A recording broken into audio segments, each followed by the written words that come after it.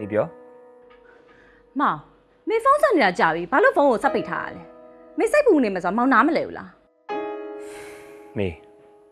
叫妈妈咪咪呀路，房奥吹单你呢，啥被他们了？没有忙表达比达哩。那时候我把别路啥破拿了？我话你呢忙呢，原来我他们啥会要你啦，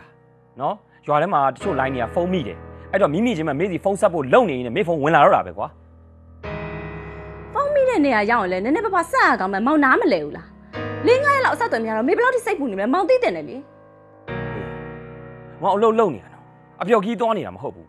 哎，毛表来哎单以为，毛来表多年了嘛好多，哎嘛真个人没啊来表年了嘛好不哩？啊啥对面我说没不老的晒不一对称你们毛拿没留啦？